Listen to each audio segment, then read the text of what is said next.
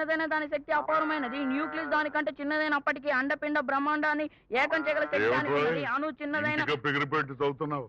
నిజంగా శ్రద్ధగానే చదువుతున్నావా లేకపోతే నన్ను చూసి పుస్తకం తీసావా? లేదు నాన్న, నిజంగా శ్రద్ధగా చదువుతున్నాను. ఏం శ్రద్ధగా చదువుతున్నావో ఏమో. రిజల్ట్స్ వచ్చినప్పుడు కదా తెలిసేది. ఫస్ట్ క్లాస్ రాపోయిందో అప్పుడు నా నిజ స్వరూపం ఏమిటో బయటపడుతుంది. నీ డొక్క చీరేస్తాను.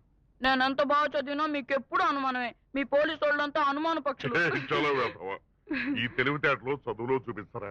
ఏమిటండి చిన్న కొడుకుతో సరసాలాడుతున్నారు? ఈ బడుద్దాయిని బాగా చదువుకుని లాయర్ కమ్మంటున్నా. ఏరా లాయరు అవుతావా? బల్ల గుద్ది మరి వాదిస్తాను. అబ్బో మీ నాన్న ఇంకెందుకు పనికొస్తాడ్రా? ఈవిడేమిటి ఎల్లుండి పరీక్ష పెట్టుకుని చదువుకోకుండా అలా బిందుతో వెళ్తుంది?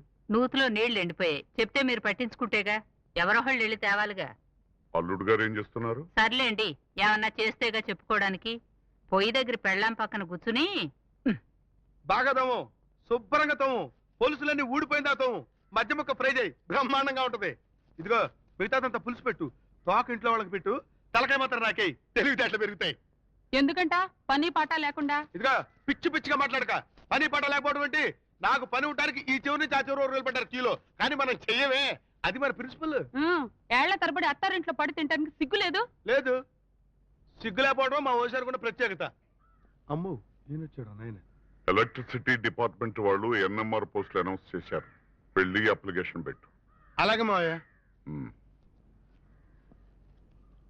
ఏంటి నేను ఉద్యోగం చేయాలా?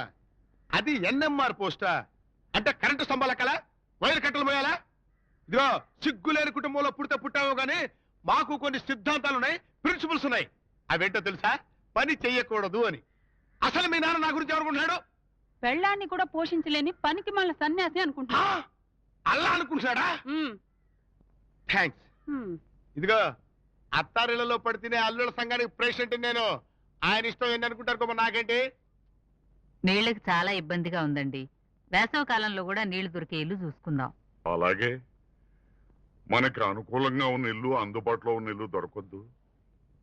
నీ పెద్ద కొడుకు ఇంటర్వ్యూలోను ఫిజికల్ టెస్ట్ లోను పాస్ అయ్యాడంటే ఇన్స్పెక్టర్ అవుతాడు. మన కష్టాలన్నీ గట్టెక్కుతాయి. అప్పుడు ఇలాంటి ఇంట్లో ఏం కర్మ, మేడలోనే ఉందాం. ఏడుకొండలవాడ, నా పెద్ద కొడుకును అన్ని పరీక్షల్లోనూ పాస్ చేసి మమ్మల్ని గట్టెక్కించవయ్యా.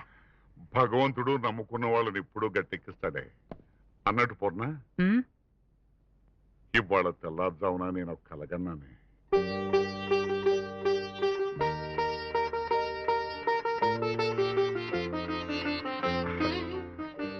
పూర్ణ, మన మధు ఎస్ఐ అయిన తర్వాత నేను కొట్టే మొదటి సెల్యూట్ ఎవరికో తెలుసా?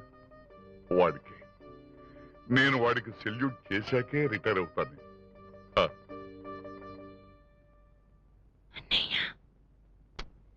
అన్నయ్య ఏమిటే? లే, తొందరగా లే. బా ఎందుకు? నాన్నొచ్చాడు, లేచి ఎక్సర్సైజ్ చే. అమ్మో, ఆ సింహం ఇంటికి వచ్చిందా?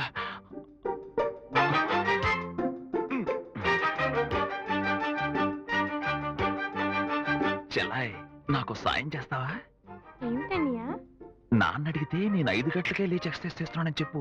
శీర్షాసనం వేసేటప్పుడు మాట్లాడకూడదురా. ఎంతసేపటి నుంచి చేస్తున్నావు ఎక్సర్సైజ్? తెల్లవారుజామున 5 గంటలకే లేపేస్తున్నానా? అప్పటి నుంచి తెగ కష్టపడుతున్నాను.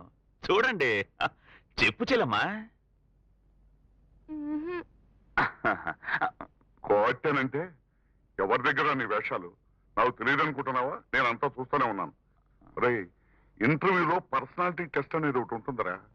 ఆ టెస్ట్ లో పాస్ కావాలంటే కండలు బాగా పెరిగి ఉండాలి. ఇగో బైకులు చూడు ఎలా ఉన్నాయో. అందుకని ఆ టెస్ట్ లో పాస్ కావడానికి రోజు నేను చెప్పిన ఎక్సర్సైజ్ చేస్తూ బాగా తినాలరా.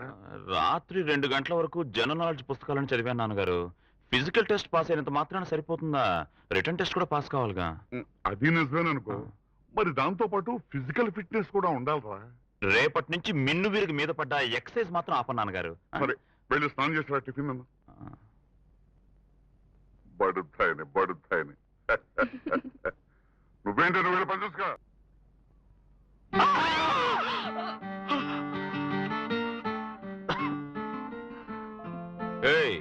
బయట మాయ నీ కోసం ఎదురు చూస్తుంటే ఇంకా ఏ చీర కట్టుకోవాలో తెమలేదా? నువ్వు వెళ్ళేది పెళ్లిళ్ళు పేరంటానికి కాదు, స్కూల్లో